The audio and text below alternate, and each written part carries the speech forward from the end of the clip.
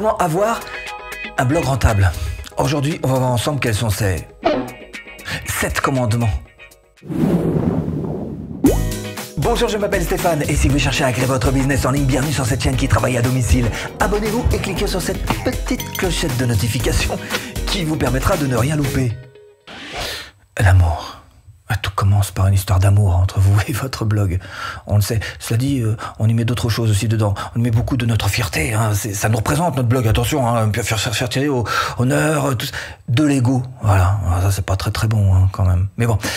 Cela dit, une fois que le cap du début, hein, où on est tout feu tout flamme, l'amour, tout ça est passé, on commence à penser un petit peu plus sous-sous, à penser un petit peu plus monétisation. Et là, pour moi, il y a 2 caps à franchir. La première étape, c'est d'essayer d'arriver à ce seuil de rentabilité, hein, parce qu'il y a quelques petits frais quand même. Pas grand-chose, mais bon, nom de domaine, hébergement, le thème, les plugins, ouais, bah ok. Mais bon, votre objectif, c'est d'abord d'arriver à cette première étape, c'est-à-dire à votre seuil de rentabilité, faire en sorte que vous gagnez autant que ce que vous dépensez. Voilà, le point 0. Et puis la deuxième étape, c'est de faire du bénéfice. Et là, il va falloir penser en d'autres termes. Un autre ratio qui est aussi très intéressant, c'est celui entre le temps que vous allez passer et les revenus qui vont être générés. Il faut trouver un bon équilibre entre les deux. Et c'est précisément ce dont on va parler dans cette vidéo. Encore faut-il que vous alliez jusqu'au bout de ces 7 commandements.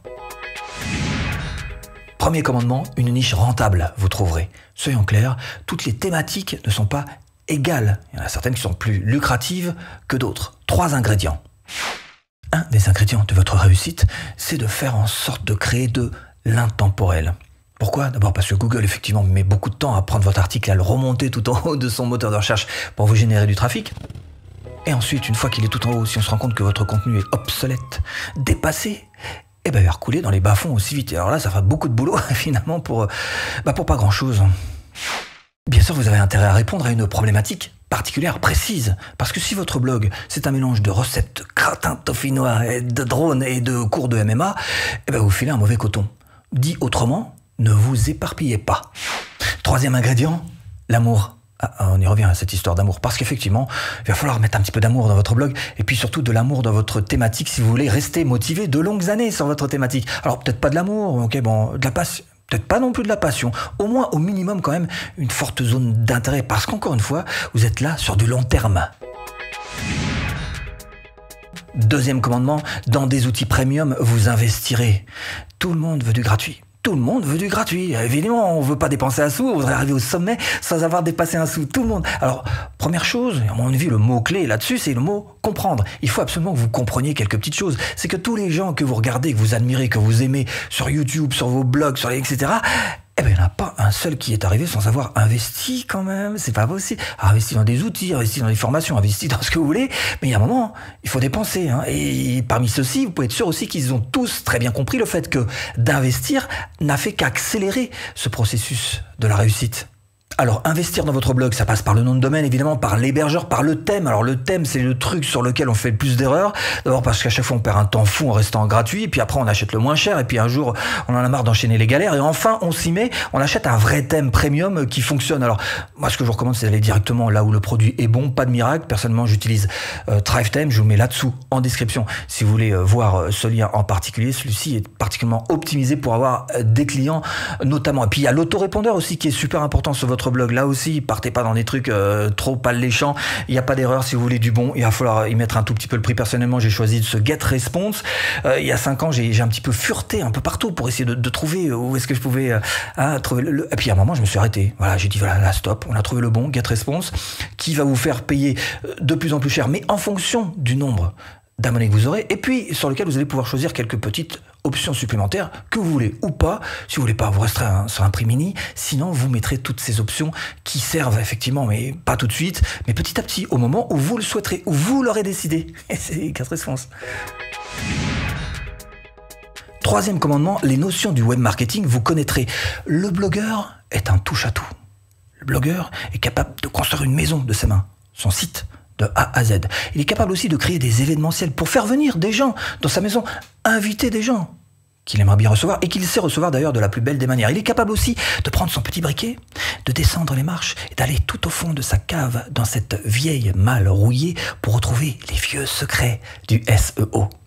Il est capable de recevoir ses invités, c'est vrai, mais aussi carrément de collecter leur adresse email pour pouvoir les recontacter un petit peu plus tard grâce à son autorépondeur. Et puis il est capable aussi d'ailleurs de leur proposer des offres, des produits à ses invités grâce à ses tunnels de vente. Il faut bien le dire, le blogueur est un parfait petit génie du web marketing.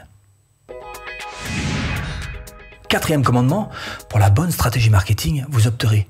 Finalement, un blog, c'est comme dans la vie. À partir du moment où vous savez vous poser les bonnes questions, vous trouverez fatalement derrière les bonnes solutions. Donc je vais vous proposer 5 questions en vrac, mais précises. 1. Posez-vous cette question. Comment est-ce que je vais monétiser mon blog ? Affiliation, publicité, marketing de contenu gratuit, produits physiques, produits numériques, services. Deuxième question, quand publier sur votre blog. Et là, effectivement, il vous faut absolument un planning éditorial. C'est-à-dire qu'il vous dit simplement quand est-ce que vous allez devoir écrire, quand est-ce que vous allez devoir publier. 3. Posez-vous la question, quel est mon type de client ? Avatar client, ça vous dit, persona, non, c'est pas des mots que... Bon, il faut que vous y intéressiez quand même parce que ça, de cerner votre client type, ça va vous aider à cibler juste. 4. Comment collecter des emails ? Alors d'abord, c'est vrai, trouver le bon cadeau, mais aussi avoir un bon autorépondeur, c'est-à-dire un autorépondeur qui est une bonne délivrabilité, ce qu'on appelle. 5. Où promouvoir son blog ? Réseaux sociaux ? Publicité payante ? Article invité ? Ce qui est sûr, c'est qu'il faut absolument que vous ayez des objectifs qui soient concrets et particulièrement cohérents. 5e commandement, comme un passionné, vous travaillerez. Clé numéro 1 de votre réussite, c'est la persévérance. Tant que t'as pas abandonné, c'est pas perdu. C'est pas un match de foot, là. C'est pas un coup de sifflet final et puis tout le monde rentre au vestiaire. Non. Même si tu te prends les plus grosses claques, à chaque fois que tu te relèveras, c'est pas perdu. La partie continue.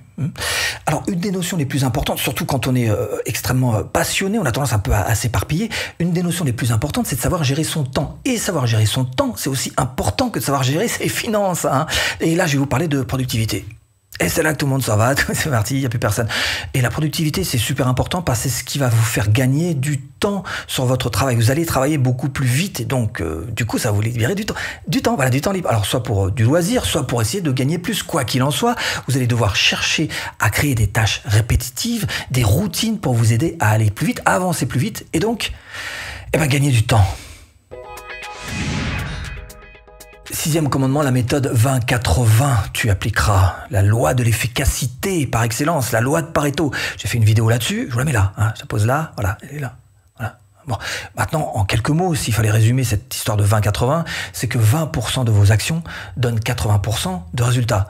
Donc, il va falloir que vous repériez un petit peu où est-ce qu'il faut travailler pour avoir les 80% de bénéfices. Donc, faire le tri, en fait. Et pour ça, Timely. Voilà le genre de logiciel qui peut vous aider à rester lucide sur votre temps de travail. Un des outils les plus connus donc pour vous y aider, qui entre autres va vous dire où vous passez du temps et vous créera d'ailleurs une sorte de timeline qui enregistre ce que vous faites. Ça ressemble un petit peu à Upwork si vous avez déjà loué des services sur Upwork, c'est-à-dire que pour un petit peu montrer ce que fait le prestataire de service et montrer qu'il n'est pas en train de souffler sur des papillons, on vous envoie à des heures précises des copies de son écran. Voilà, ça fait un petit peu la même chose, ça fait aussi d'autres choses, mais ça fait aussi ça et ça va vous aider un petit peu à vous repérer, savoir où est-ce que vous travaillez vraiment et où est-ce que vous êtes en train de... réseaux sociaux. 7e commandement, l'état d'esprit du blogueur, vous adopterez. L'état d'esprit du champion. La première chose, ne pas écouter ses proches. Alors, ils vous veulent que du bien, évidemment, mais enfin, ils sont là pour souvent vous prodiguer de la prudence, et c'est pas avec ce genre de conseils, malheureusement, que vous allez y arriver. Prudence, mais pas trop quand même, sinon vous n'allez plus avancer. 2, il va falloir entretenir la petite flamme.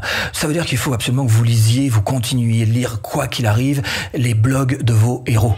Pareil, il faut que vous regardiez quand même les vidéos YouTube de vos super héros. Et puis aussi les podcasts. Alors les podcasts, vous allez aussi apprendre plein de choses. Alors pourquoi ? Déjà d'une part pour vous ressourcer, vous enrichir, peut-être mettre un petit peu d'actualité dans votre base de données, mais aussi évidemment pour vous faire tout simplement plaisir.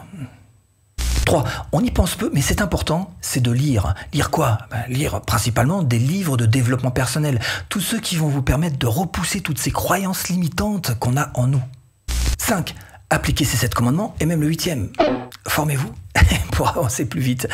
Formation offerte pour apprendre à transformer votre blog en un véritable tremplin à vente. Il vous suffit juste de cliquer là. Et j'espère vous avoir un petit peu aiguillé dans cette botte de foin. À tout de suite, si tu cliques. Silence.